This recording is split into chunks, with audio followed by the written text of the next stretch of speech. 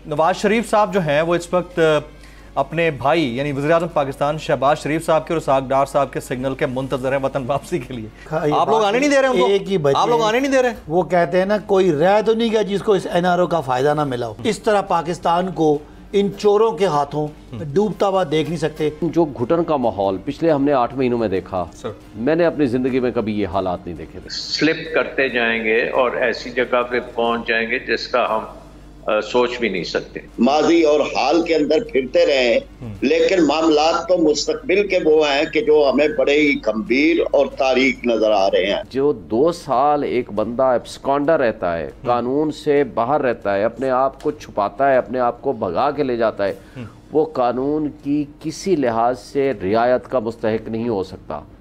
यहाँ ये नवाज शरीफ साहब से रिलेटेड था ना? नहीं, ये मेरे किसी और केस के मुतालिक था, किसी गरीब आदमी के मुतालिक था। सब्सक्राइब करें और बेल दबाएं ताकि कोई खबर रह न जाए।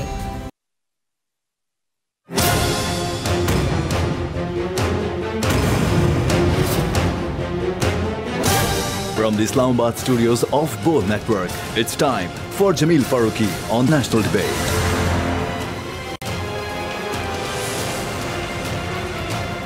Good evening, welcome to National debate.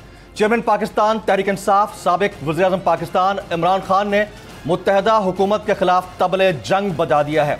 आज उन्होंने बाकायदा तौर पर कह दिया है कि 17 दिसंबर को लिबर्टी चौक में होने वाले पार शो में वो बाकायदा असम्बलियाँ तहलील करने की तारीख का ऐलान करेंगे। इसके बाद वो तमाम तर अफवाहें जो पंजाब असम्बली के हवाले से, केपी के असम्बली के हवाले से की जा रही थी और ज़बान ज़द-ए-आम थी, वो दम तोड़ती हुई दिखाई देती हैं। इमरान खान साहब से मुतालिक ये बात ज़बान ज़द-ए-आम है कि वो जब भी बात करते हैं वो फायर पे होते हैं। उनके लिए मशहूर है कि खान ऑन फायर, और आज उन्होंने ये वो दिखा दिया है। उन्होंने यहाँ तक कह दिया कि अगर मुल्क तबाही के दहाने पर आता है तो कोई इदारा जजीरा नहीं है जो उस तबाही से बच जाए। इसके अलावा कस्टोडियल टॉर्चर के ऊपर उन्होंने 4 नाम लिए जो मुसलसल कस्टोडियल टॉर्चर फेस करते आए। सेनेटर आजम स्वाति, डॉक्टर शहबाज गिल, मेरा नाम लिया, अरशद शरीफ साहब के बहिमाना कत्ल के ऊपर उन्होंने बात की। ओवरऑल जो उनकी डिबेट थी उसका महवर यही था कि वो आने वाले दिनों में तमाम तर मामलात को हेड ऑन लेने जा रहे हैं। इसके अलावा जो बात की जा रही थी कि पंजाब असम्बली तहलील होगी नहीं होगी, परवेज़ इलाही साहब किस हद तक इसके ऊपर राजी होंगे, तो अब से कुछ देर पहले मोनेस इलाही साहब ने ज़मान पार्क के अंदर इमरान खान साहब से मुलाकात की है और उन्होंने इमरान खान साहब के असम्बली तहलील करने के फैसले की तौसीक कर दी है। ये बहुत इंपॉर्टेंट डेवलपमेंट है। तो ओवरऑल जो डिस्कोर्स हमारा बन रहा है इस वक्त नेशनल पॉलिटिक्स के अंदर, इकोनॉमी और पॉलिटिक्स को इंटर रिलेट करके, वो इंतहाई खतरनाक है। उसमें से क्या निकलने जा रहा है आज की नेशनल डिबेट में, इसी पर बातचीत होगी।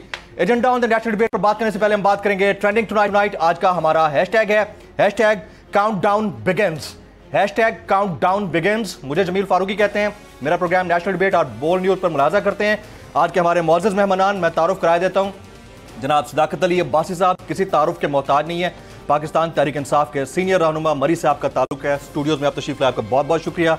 हमारे दूसरे मौजूद मेहमान हैं जनाब बैरिस्टर शुएब शाहीन साहब, सदर हैं Islamabad high court bar association के। आप तशरीफ लाए सर, आपका बहुत बहुत शुक्रिया।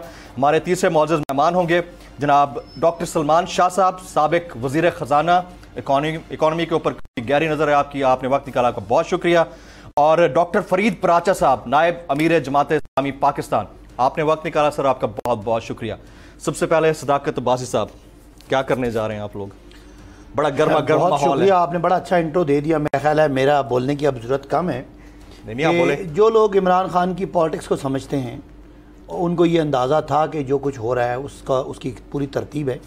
आज से 3 दिन पहले हमें रावलपिंडी के MNAs को उन्होंने बुलाया और तकरीबन घंटा सवा घंटा हमने सारी डिस्कशन की। हमें तो पता था कि ये क्या होने वाला है सर, लेकिन आज उन्होंने अनाउंस कर दिया। वो लोग जो कहे थे इमरान खान साहब इस्तीफे देने से डरते हैं, वज़ीर आला नहीं मान रहे, परवेज़ इलाही नहीं मान रहे, KP वाले नहीं मान रहे, तो बहरहाल ये अब आ गया। अब 17 तारीख को एक जलसे में ऐलान हो रहा है और आज भी इसकी वजह एक ही है सर कि पाकिस्तान चल नहीं पा रहा। जो उन्होंने आज NRO की बात की, आपने देखा NRO 2 की जो बात की कि 50 बड़े करप्शन के केसेस में अदालतों ने वापस कर दिए सर कि जी अब आपको इजाज़त है आप घर जाएं और बड़े बड़े चोर और अलेजेडली डाकू जो है वो आज विक्ट्री के निशान बनाते हुए उनके गलों में हाथ डाले हुए हैं और वो फूल उन पे फेंके जा रहे हैं। तो ये पाकिस्तान का हाल होना था। चले 1200-1100 अरब रुपया अगर कौम का खा के अगर आपने 8 महीनों में कोई शहबाज स्पीड की परफॉर्मेंस देखी हो, कोई इकॉनमी जो बिल्कुल एक स्टेबल चल रही थी, 6% की उसमें ग्रोथ थी, रेमिटेंसेस बढ़ रहे थे, रेवेन्यूज बढ़ रहे थे, टैक्स कलेक्शन बढ़ रही थी, एक्सपोर्ट बढ़ रही थी, पाकिस्तान एक स्टेबल जोन में था, आप पास अच्छे खासे रिजर्व थे। आज आप जमील एक मईशत की मुझे बात नहीं बता सकते जो इस तरफ इशारा कर रही है कि 8 महीनों में कोई एक भी पाकिस्तान के साथ अच्छा काम हुआ। कोई एक भी इंडिकेटर पॉजिटिव नहीं है आपका। खुदा ना खास्ता इस तरह पाकिस्तान को इन चोरों के हाथों डूबता हुआ देख नहीं सकते। इसलिए हमने इनको प्रेशराइज किया कि आप जनरल इलेक्शन कराएं। मैं आपको एक मईशत का स्टूडेंट हूँ, ये बता सकता हूँ जिस दिन ऐलान हो गया कि इलेक्शंस हो रहे हैं उस दिन से स्टेबिलिटी वापस आना शुरू हो जाएगी। लोगों आपको लगता है कि जो आप मांग रहे हैं उसका ऐलान जल्द हो जाएगा? आपको ऐसा लगता है? अगर नहीं होता तो हम तो अपना जो पॉलिटिकल हमारा एक रोड मैप है उस पर आ गए। लेकिन पाकिस्तान की बेहतरी इस वक्त डूबती हुई मईशत की बेहतरी यही है कि पाकिस्तान को सियासी इस्तेकाम की तरफ ले जाया जाए और एक स्टेबल 5 साल के मैंडेट वाली मजबूत हुकूमत आके मईशत के सख्त फैसले ले, जिसके फैसलों पे बिजनेस कम्युनिटी की को पता हो कि ये अगर ये फैसला कर रहे हैं तो इस फैसले पे खड़े होंगे। वरना आज हुकूमत फैसला करती है, ये क्या कहते हैं? ये कहते हैं हमें 6 महीने देते हैं। 6 महीनों में मईशत रिस्पॉन्ड नहीं कर सकती, इनके फैसलों को आने वाली हुकूमत टर्न डाउन कर देगी, लिहाजा कभी भी बिजनेस कम्युनिटी रिस्पॉन्ड नहीं करेगी। तो for that matter general election की तरफ जाया जाए और इंशाल्लाह पाकिस्तान एक बड़ा रेजिलियंस है पाकिस्तान में, इंशाल्लाह ये अपने कदमों पर खड़ा हो सकता है। सिर्फ इसको ये जो ग्रहण लग गया, ये 60% चोरों की कैबिनेट ने आके अपने दौरे और अब यानी वजीरों की वो तादाद लगा दी कि जो पाकिस्तान की तारीख के सारे रिकॉर्ड टूट गए। वो कलमदान भी नहीं, अक्सर को कलमदान नहीं, बस खाली खाओ पियो मजे करो, गाड़ियां और पर्क्स एंजॉय करो। पाकिस्तान आपके जागीर है, बाबा की, जैसे चाहे इस्तेमाल जो मर्जी करें, हमें अपने पैसे निकालने दें और चोरों को माफिया दें, केस खत्म करें। लेकिन अगर इसके साथ कोई एक काम भी सीधा कर देते तो शायद पाकिस्तान का ये हाल ना होता। Very right. आपकी इजाजत से सलमान शाह साहब के पास जाने से पहले इकॉनमी के ऊपर बात करनी है। शुएब शाहीन साहब आपको शामिल करूंगा। सर, कस्टोडियल टॉर्चर की बात की, इमरान खान साहब ने 4 नाम लिए। इसके अलावा वैसे जो हालात हैं, आप बहुत सारे केसेस को इस वक्त सुप्रीम कोर्ट के अंदर और इस्लामाबाद हाई कोर्ट के अंदर देख रहे हैं, खुद लीड कर रहे हैं उनको। जो इस वक्त पाकिस्तान की कंडीशन है इंसानी हुकूक के मामलात को लेकर, इकॉनमी, पॉलिटिक्स सेट असाइड, क्या इससे पहले भी ऐसी कोई कंडीशन थी? देखें जमील फारूकी साहब, मैं समझता हूँ कि हमने जब अदलिया बहाली की तहरीक चलाई थी ना, वो मुशर्रफ साहब का बदतरीन ज़माना था। उस वक्त भी हमारे खिलाफ मुकदमे बने, टॉर्चर हुए, जेलों में हमारे दोस्त के, और हमारा माशी कत्ल भी हुआ। लेकिन जो घुटन का माहौल पिछले हमने 8 महीनों में देखा, मैंने अपनी ज़िंदगी में कभी ये हालात नहीं देखे थे। यानी ज़ियाउल हक का मार्शल लॉ भी हमने देखा, उसके बाद मुशर्रफ का मार्शल लॉ भी देखा, और मुशर्रफ साहब के तो 2 मार्शल लॉ लिखे। स्पेशली जो सेकंड मार्शल लॉ था वो तो अदलिया और वकीलों के खिलाफ था, जिसकी मूवमेंट हमने चलाई थी। ये ज़ाहिर पॉलिटिशियन तो उस वक्त थे ही नहीं, बाद में हमें फॉलो किया उन्होंने। लेकिन क्वेश्चन ये है कि जो कुछ वर्स्ट काइंड ऑफ वायलेशन हमने अब देखी है, जो खौफ और डर की फ़िज़ा पैदा हुई है, और जिस तरह प्रेशर और तशद्दुद हुआ है, जिस तरह अरशद शरीफ के ऊपर 16 मुकदमे किए गए और वो मुल्क छोड़ने पे मजबूर हुआ। फिर ऐसे आखिर वो कौन लोग थे जिन्होंने यूए की गवर्नमेंट से को भी कह के वहाँ से उनको निकलवाया? उनका 20 दिन का वीज़ा अभी बाकी था। ये सारा तकरीरें करते रहे ना PDM के जो वज़रा है, नहीं उसकी ज़िंदगी को कोई ख़तरा नहीं था। जो फैक्ट फाइंडिंग रिपोर्ट आई है इनके अपने ज़ेर निगरानी, जो फैक्ट फाइंडिंग रिपोर्ट बनी है सुप्रीम कोर्ट में, उसमें आया है कि नहीं, एडमिटेड फैक्ट है, एविडेंस है कि हाँ जी उसकी ज़िंदगी को ख़तरा था इन मुकदमात की वजह से। और फिर जो उन मुकदमात के जो मुद्दाई थे वो सामने नहीं आ रहे, पता ही नहीं वो कौन है, उनका नहीं पता कौन है, वो ऐसे खुफिया हाथ हैं। फिर यूए की गवर्नमेंट से अभी 20 दिन का वीज़ा बाकी है, वो फिर वहाँ से निकाले जाते हैं, और वहाँ कीनिया से जो कुछ हुआ। देखिए ये सारी चीज़ें, ये जैसे आपने इंट्रो में भी बता दिया, ये सारे सरकमस्टांसेस किसको तरफ लेके जाते हैं? आप खुदा न खास्ता मशरक़ी पाकिस्तान को लेके चले जाएं, वहाँ क्या हुआ था? फ़ौज और आवाम के दरमियान ये मोहब्बत का बांड होता है, रिश्ता होता है। वो हमारी सरहदों की हिफाजत करते हैं बेशक, और एक अवाम मोहब्बत का उनके रिश्ता है, वालिहाना मोहब्बत का रिश्ता रिश्ता है और अवाम उनके ऊपर जान निछावर करती हैं। इस बांड को जब कमज़ोर कर देंगे तो फिर ये अलग अलग हो जाएंगे।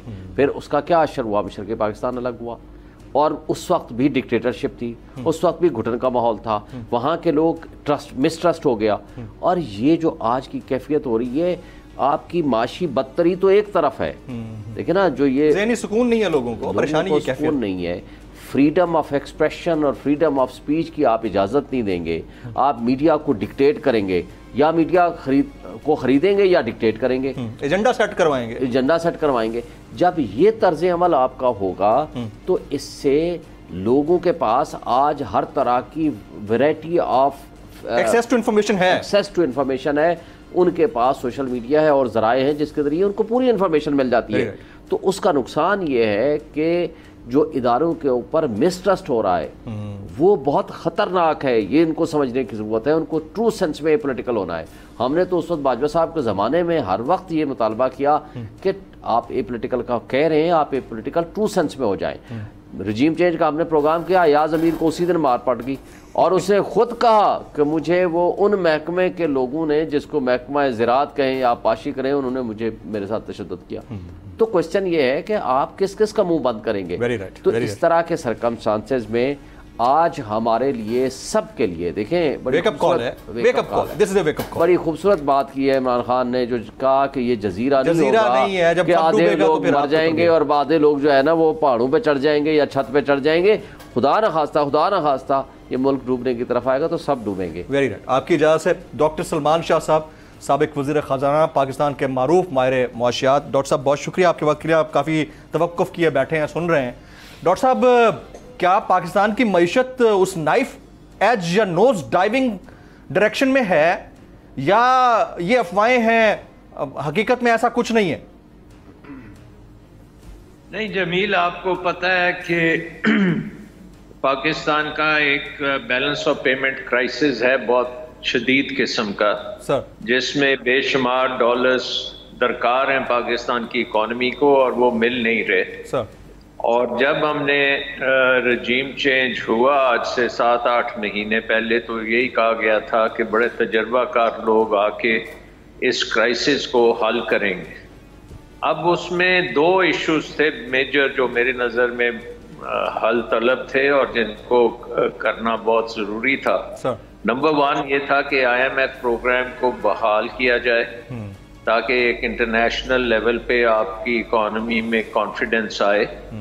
और नंबर 2 कि आपको अपने कर्जों, जो बैरून मुल्क कर्जे हैं, दोस्त ममालिक हैं, दूसरे ममालिक हैं, पेरिस क्लब है, यूरोप के ममालिक हैं, जापान है, चीन और बाकी जो आपके सऊदी अरेबिया, UAE, इनके साथ आपके मायदे हों ताकि आपकी एक स्मूथ तरीके से डेट को मैनेज किया जाए।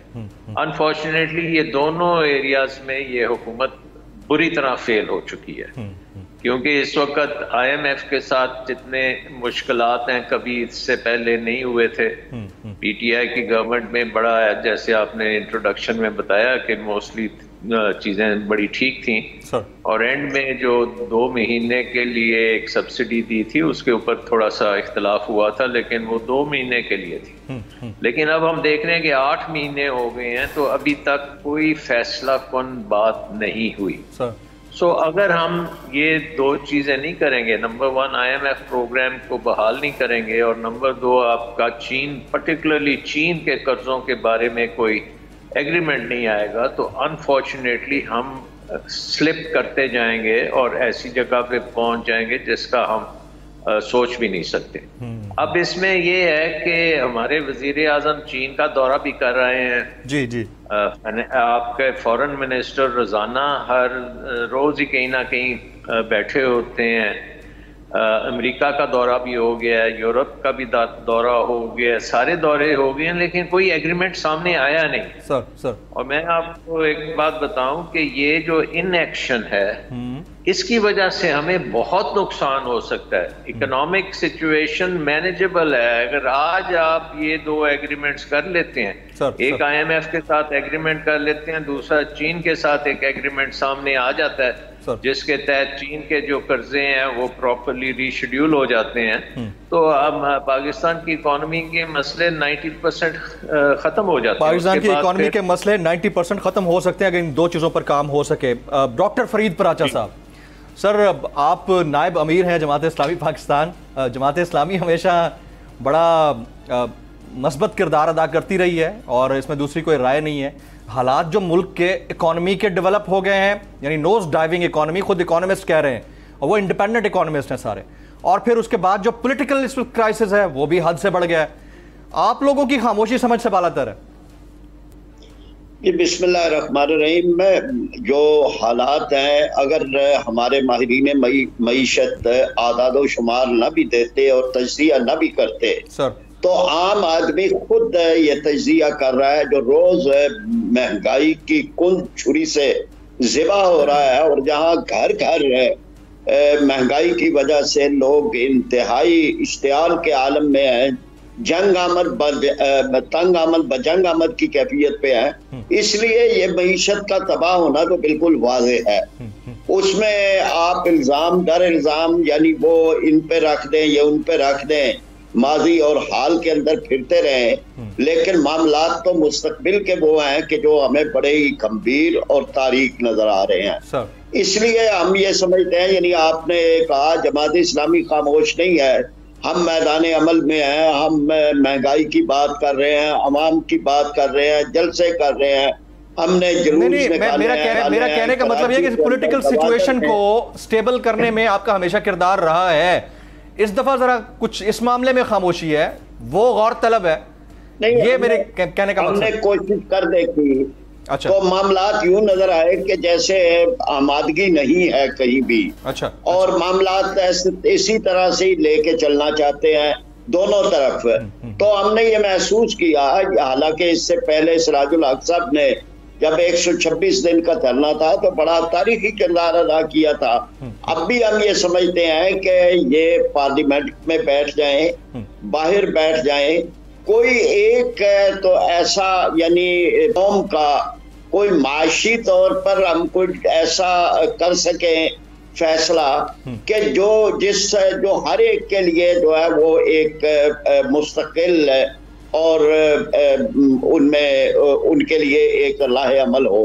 इसलिए कि अब ये इससे अगर डिफॉल्ट होता है तो पाकिस्तान ने होना है, वो शहबाज शरीफ ने नहीं होना।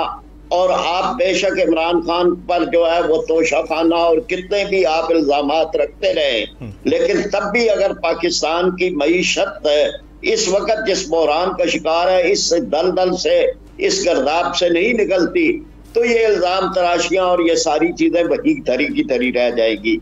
इसलिए कोई एक मरहला तो ऐसा आना चाहिए, सिर्फ इसी एक मौजू पर मिल के बैठ जाएं, पार्लियामेंट में, सेनेट में, इसी एक मौजू पर मिलकर बैठ जाएं। बड़ी इंपॉर्टेंट आपने पॉइंट रेज किया है। डॉक्टर फरीद पराचा साथ मौजूद रहेगा। ख्वातीन आज़ाद, एक ब्रेक है, ब्रेक के बाद जब वापस आएंगे तो नवाज शरीफ साहब जो हैं वो इस वक्त अपने भाई यानी वज़ीर-ए-आज़म पाकिस्तान शहबाज शरीफ साहब के और इसहाक़ डार साहब के सिग्नल के मुंतज़र हैं वतन वापसी के लिए।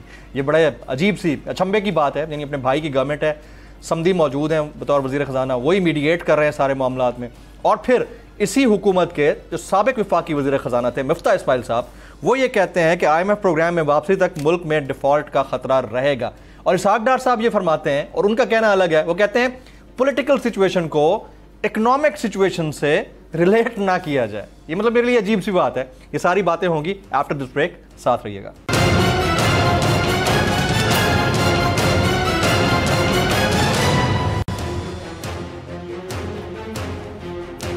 Welcome back. मैं अपने तमाम मौजूद मेहमानों को एक बार फिर से खुश आमदीद कहता हूँ। सदाकत अब्बासी साहब, भाई साहब वज़ीर-ए-आज़म हैं, बड़े भाई साहब कह रहे हैं कि वो ग्रीन सिग्नल देंगे तो मैं आऊँगा, इसहाक़ डार साहब ग्रीन सिग्नल देंगे तो मैं आऊँगा। एक ही बच्चे हैं वैसे, बाकी तो सारे आ गए हैं almost. Your comment on this. आप लोग आने नहीं दे रहे उनको, एक ही बच्चे, आप लोग आने नहीं दे रहे। वो कहते हैं ना कोई रह तो नहीं गया जिसको इस NRO का फ़ायदा ना मिला हो, तो वो सारे ही फ़ायदा उठा चुके हैं।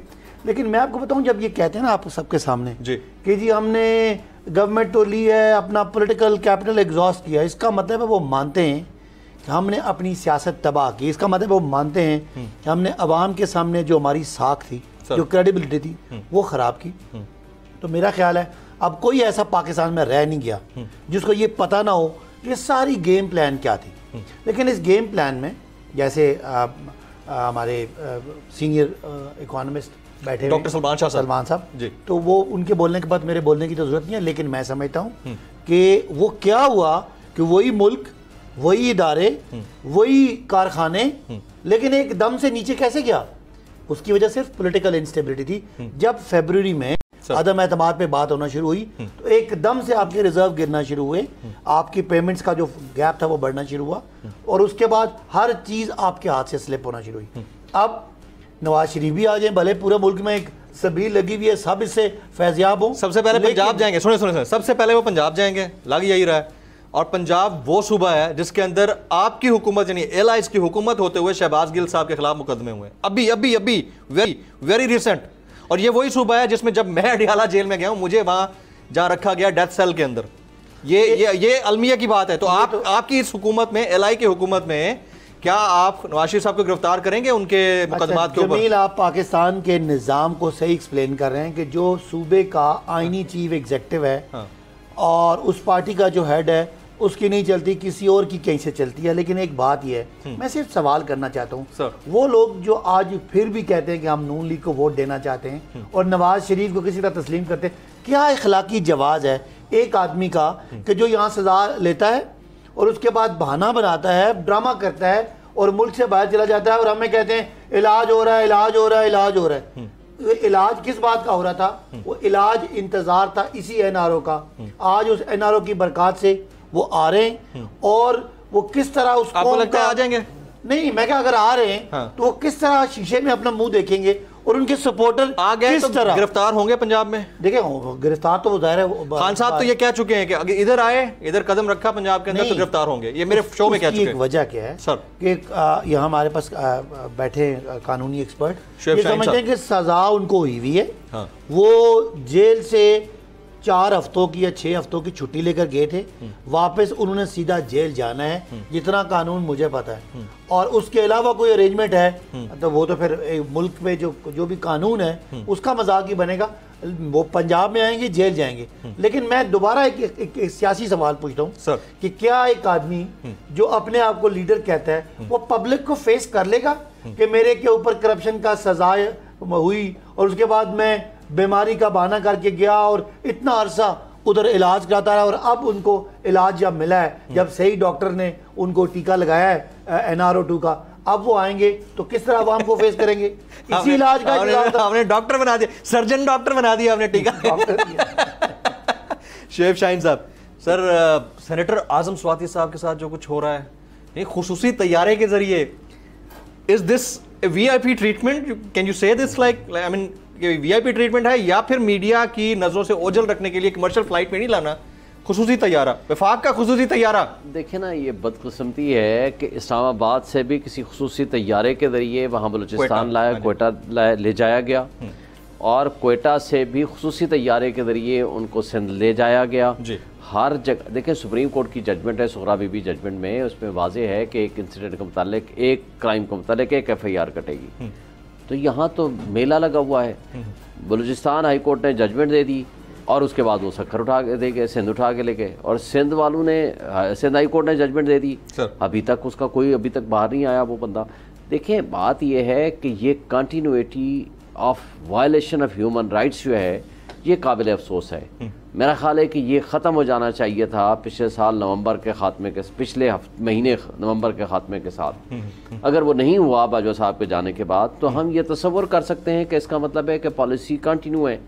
और आप अगर इस तर्ज अमल से हुकूमत जो है वो आंखें बंद करके बैठी रहेगी और ये देखेगी नहीं कि हो क्या रहा है, तो ये अफसोस की बात है। और जहाँ तक इस बात का ताल्लुक है कि कानूनी तौर पर, तो देखें ना, उनकी अपील थी नवाज शरीफ साहब की, वो नवाज शरीफ साहब की अपील डिसमिस हो गई, तो वो ही is a convicted man so far as, वो जब तक कि वो रेस्टोर नहीं कराते अपनी अपील को आकर के।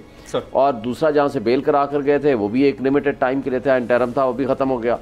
अब क्वेश्चन ये आता है कि ये एक निज़ाम इंसाफ के ऊपर एक दाग है और आज मैं चीफ जस्टिस ऑफ पाकिस्तान के पास मेरा केस था, उन्होंने मुझे कहा कि बनियाल साहब के अल्फाज बता रहा हूँ सर, उन्होंने कहा कि 2 साल चीफ जस्टिस ऑफ पाकिस्तान, उन्होंने कहा जी जो 2 साल एक बंदा एब्सकॉन्डर रहता है, कानून से बाहर रहता है, अपने आप को छुपाता है, अपने आप को भगा के ले जाता है, वो कानून की किसी लिहाज से रियायत का मुस्तहिक नहीं हो सकता। यहाँ ये नवाज शरीफ साहब से रिलेटेड था ना? नहीं, ये मेरे किसी और केस के मुतालिक था, किसी गरीब आदमी के मुतालिक था, गरीब आदमी के मुतालिक।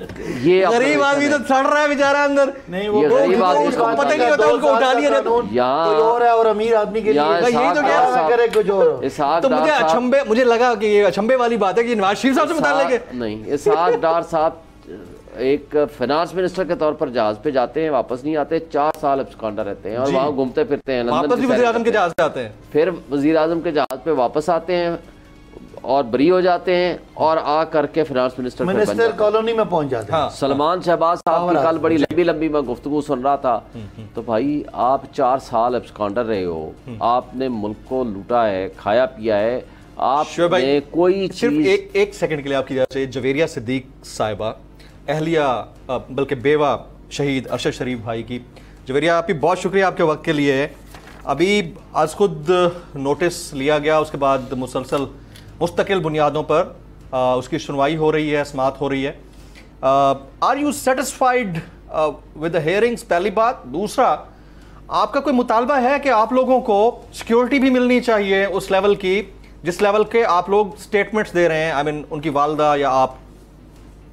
अरशद भी हमेशा जो है वो बिना सिक्योरिटी के रहे और हम भी हमेशा वैसे ही रहेंगे। अरशद को ही हम लोग भी फॉलो करते हैं और आपने देख लिया होगा कि उनकी जो वालिदा हैं वो कितनी बहादुर खातून है और एक बहादुर खातून ही बहादुर बेटे को जो है वो जन्म देती हैं। जहाँ तक हेयरिंग की बात है, इस हवाले से देखें, हमारी आखिरी उम्मीद तो हमारा मतलब कहना चाहिए आला अदालतें ही हैं, चीफ जस्टिस ही हैं, लेकिन अभी जो है वो JIT बना दी गई है और JIT के जो है वो इजलास हो रहे हैं। इस हवाले से मुझसे भी राब्ता किया गया है।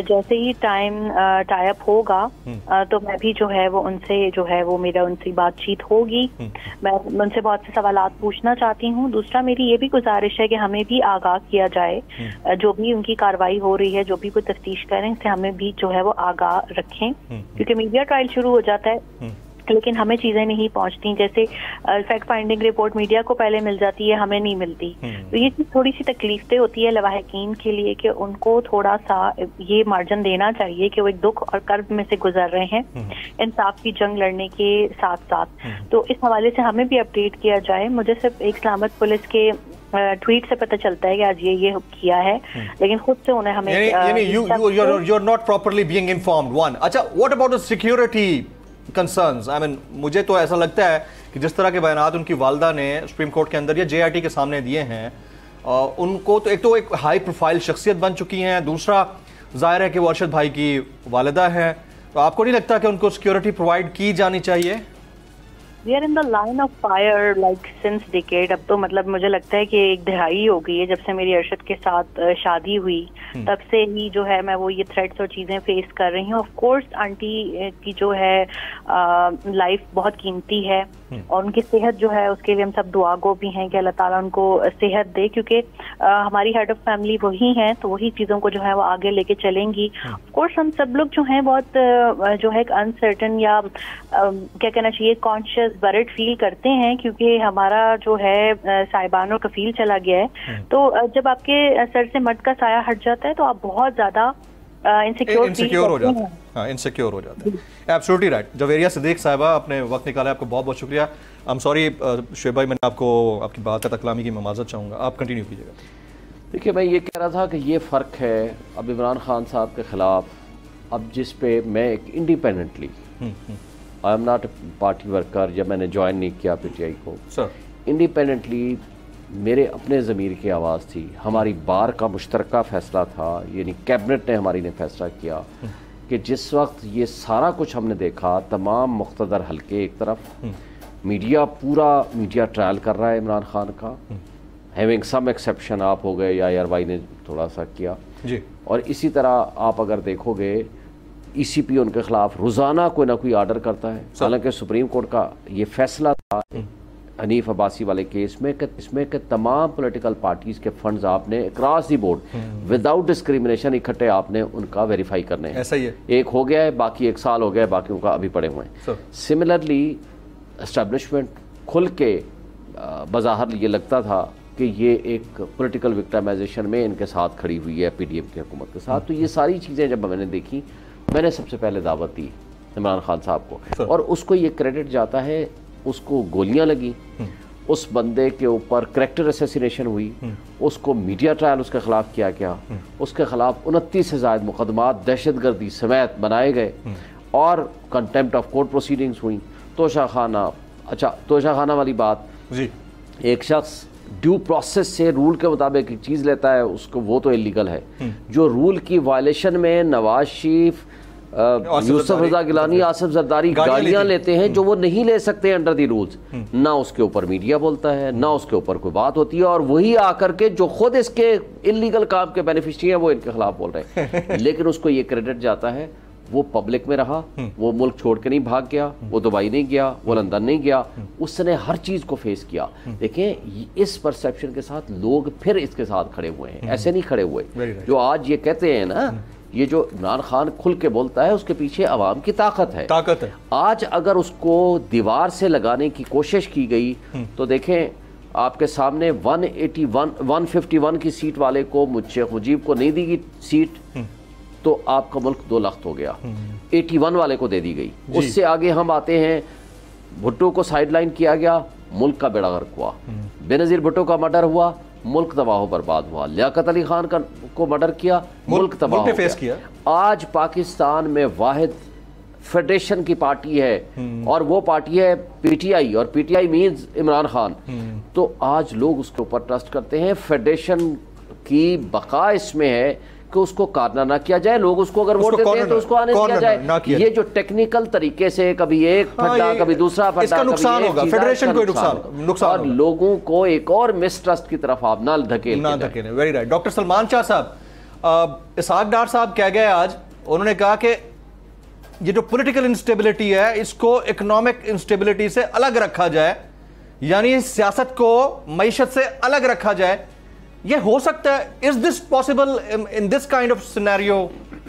डॉक्टर साहब, देखिए, पाकिस्तान का मसला ये इस वक्त ये है, और ये IMF ने भी पॉइंट आउट किया अपने रिव्यू में सर, और यही मसला श्रीलंका में भी था कि पॉलिटिकल जो टेंशन बहुत ज्यादा थी, और पाकिस्तान में भी इस वक्त हम देख रहे हैं कि पॉलिटिकल टेंशन बहुत ज्यादा है, और पॉलिटिकल जो डेवलपमेंट्स हैं उसी की वजह से हमारे इंटरनेशनली जो है वो रिस्क प्रीमियम आसमान पे चढ़ा हुआ है, जो 100% के करीब पहुंच गया। 5% से 100% जाना एक बहुत बड़ी बात है, और उसका सोल रीजन जो है वो हमारा पॉलिटिकल इंतशार है, और इसको जब तक आप सेटल नहीं करते तो ये काम आगे नहीं चलेगा। अब इसका एक ही तरीका है कि ये जो है पॉलिटिकल पार्टीज ये सारी अग्री करें कि वे फॉरवर्ड क्या है, और उस वे फॉरवर्ड में आई थिंक कि विदाउट एन इलेक्शन अब ये मसले हल नहीं होंगे, क्योंकि जब तक ये इलेक्शन यानी आपका जो डिस्कशन का कोर क्रक्स है वो यही है कि जब तक पॉलिटिकल स्टेबिलिटी नहीं आती, वे फॉरवर्ड वही है, वो नहीं होगा तो इकोनॉमिक स्टेबिलिटी नहीं। ये आपको इलेक्शन के जरिए करना पड़ेगा। आप ये COD से ये बात नहीं चलेगी। इलेक्शन करेंगे, एक पॉपुलरली इलेक्टेड गवर्नमेंट ही है जो कुछ मुश्किल जो हमें नजर आती है ना, मुश्किल चीजें जो नहीं हो रही और बार बार डिटेल हो जाते हैं हमारे प्रोग्राम, वो इसलिए है कि हुकूमतें बहुत कमजोर होती हैं। ये तो एक डिसीजन अपना इम्प्लीमेंट ही नहीं कर सकती। एक दिन एक बात करती हैं, दूसरे दिन वो बात जो है वो रद्दी की टोकरी बन जाती है। सो आई थिंक ये इलेक्शन होना बहुत जरूरी है, और इमीडिएटली रोड मैप आ जाना चाहिए। इन अदर वर्ड्स कि पूरी दुनिया को पता लगे कि फलाने दिन तक फलानी चीज हो जाएगी, एंटरिम गवर्नमेंट फलाने दिन बन जाएगी, इलेक्शन कमीशन में जो प्रॉब्लम्स हैं वो सॉर्ट आउट हो जाएंगी, और सारी जो इलेक्शंस हैं वो ट्रांसपेरेंट होंगी। ये सारी चीजें बहुत इंपॉर्टेंट है। अगर हम इनमें कोई भी गलती करेंगे तो हम उससे भी बड़े क्राइसिस में घुस जाएंगे, जिसको हम सॉल्व करने की कोशिश कर रहे हैं। तो आई थिंक क्योंकि गवर्नमेंट की इस वक्त क्रेडिबिलिटी जीरो है, ना हमारे जो पार्टनर्स हैं वो इंटरनेशनल हमारे दोस्त ममालिक जो हैं वो भी इंतज़ार कर रहे हैं कि ये अपनी बताएं कि आगे चल के क्या होगा, और कम से कम जिस किस्म के हमारे माशी प्रॉब्लम्स हैं अगले 5 साल की क्लैरिटी होनी चाहिए। अगले 5 साल की क्लैरिटी होनी चाहिए और बहुत ज़रूरी है। जनाब डॉक्टर सलमान शाह साहब इसके ऊपर गुफ्तगू कर रहे थे। ख़वातीन हज़रात, आज की जो डाइवर्सिफाइड किस्म की हमारी नेशनल डिबेट रही है, इसमें लॉलेसनेस इन द कंट्री, पॉलिटिबिलिटी, इकोनॉमिक इंस्टेबिलिटी और मीडिएटर्स का रोल, इसके ऊपर हमने बात करने की कोशिश की है। 4 मौजूद मेहमान हमारे साथ मौजूद थे। सदाकत अब्बासी साहब ने neck of the hour time निकाला, स्टूडियो तशरीफ लाए, आपका बहुत बहुत शुक्रिया। शुएब शाहीन साहब, आपका बहुत बहुत शुक्रिया। फरीद प्राचा साहब को मैं उतना वक्त नहीं दे सका जितना मुझे देना चाहिए था, मैं उनसे माज़रत खाऊँ। इस दिन के लिए स्पेशल एक एक्सक्लूसिव नेशनल डिबेट निकाल के उनको बिठाएंगे ताकि वो जमात इस्लामी के रोल के ऊपर बात करें। डॉक्टर सलमान शाह साहब, आपने वक्त निकाला, आपका बहुत बहुत शुक्रिया। आज की नेशनल डिबेट से इतना ही। जमील फारूकी को इजाज़त दीजिएगा।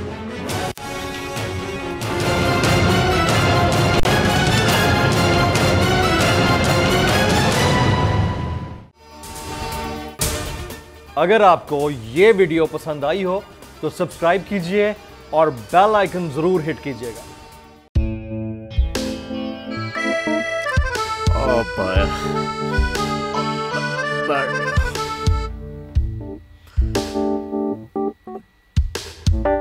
इंतशार से निकलने का वाहिद हल इंतखाबात है। हकीकी आज़ादी मार्च आज रवा। खसम आयत के मुताबिक अगर आप उसको ये रिपोर्ट दे दे तो मैं आपको अपनी 4 सीटें दे दूंगा। मौलाना हाँ साहब, वो जो रिपोर्ट हमें दे दे और वो जो नीली पीली चैनल है वो लगाए। जाओ शबाज। हम ऐसा टीवी देखते ही नहीं जिसका रिमोट हमारे हाथ में ना हो। और यहाँ पे कोई 2 नंबर ही नहीं चलेगी। और हम कोई गुलाम है जो आप रिमोट मांगे हम दे दें?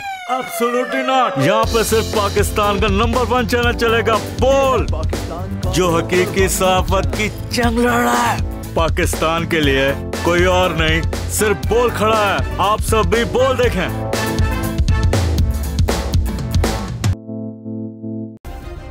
सब्सक्राइब करें और बेल दबाएं ताकि कोई खबर रह न जाए।